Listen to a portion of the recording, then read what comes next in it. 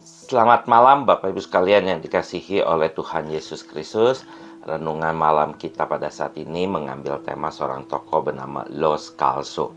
Sebelum kita membaca firman Tuhan, mari kita berdoa terlebih dahulu. Mari kita berdoa. Tuhan Allah Bapa kami yang di surga, pada saat ini kami mohon pertolongan Tuhan di dalam kami belajar firman Tuhan dan juga belajar dari seorang tokoh bernama Lo Scalzo. Biarlah Tuhan yang menyertai di dalam belajar kami pada malam hari ini. Terima kasih Tuhan, di dalam Yesus kami berdoa. Amin. Bapak Ibu sekalian, bacaan kita dari kitab Pengkhotbah pasal 2 ayat 11 yang bunyinya seperti demikian. Ketika aku meninjau segala pekerjaan yang telah dilakukan tanganku dan segala jerih payah yang telah kulakukan untuk itu, lihatlah, semua itu kesia-siaan dan usaha menjaring angin. Tidak ada yang bermakna di bawah matahari. Bapak Ibu sekalian, Lo Scalzo adalah seorang jurnalis foto Amerika ternama. Lo Scalzo telah bertugas ke 60 negara dan meraih banyak penghargaan internasional. Pekerjaannya itu membuat Lo Scalzo sering meninggalkan istrinya. Pada suatu hari, Lo Scalzo harus pergi untuk meliput perang Irak. Pada saat Lo Scalzo meliput di Irak, istrinya harus dibawa ke rumah sakit karena keguguran untuk kedua kalinya. Lo Scalzo tidak bisa menemani istrinya itu di rumah sakit. Untuk kejadian ini, Lo Scalzo merasa sangat bersalah. Dari mulai itu, Lo Scalzo mengubah prioritas hidupnya. Prioritas hidupnya sekarang adalah memberikan waktu untuk keluarga lebih banyak. Tentu ini berakibat Lo Scalzo harus banyak melewati momen-momen untuk meliput berita.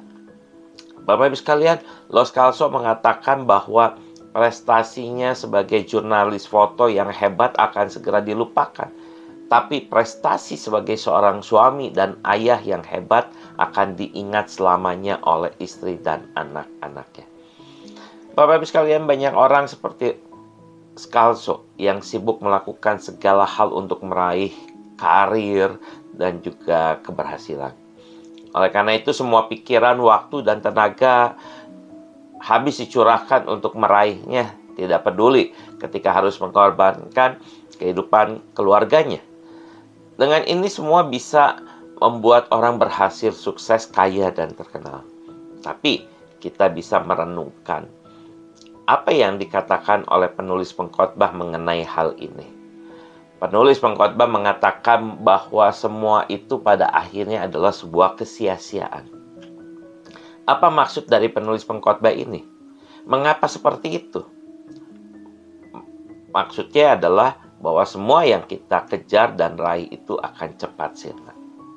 Banyak waktu yang dihabiskan untuk meraih kesuksesan akan membuat kita kehilangan banyak waktu untuk menikmati hidup, mensyukuri berkat Tuhan, dan menikmati kebersamaan bersama keluarga.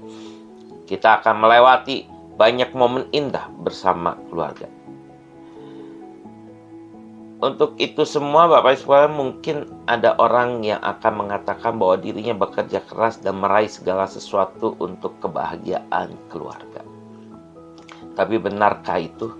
Atau jangan-jangan kita hanya berpikir soal diri sendiri saja?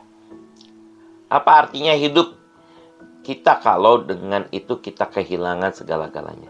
Seperti yang dialami oleh Scalzo, yang ada hanya penyesalan dan semuanya akan menjadi sia-sia. Oleh karena itu, mari kita investasikan hidup kita untuk Tuhan dan keluarga kita supaya hidup kita tidak menjadi sia-sia. Artinya Bapak Ibu sekalian, bukan kita tidak boleh bekerja keras atau meraih sukses atau meraih karir atau apapun. Tapi jangan korbankan itu semua untuk hal-hal seperti itu. Tapi investasikan sekali lagi hidup kita untuk Tuhan dan untuk keluarga kita. Tuhan Yesus memberkati kita semua. Amin.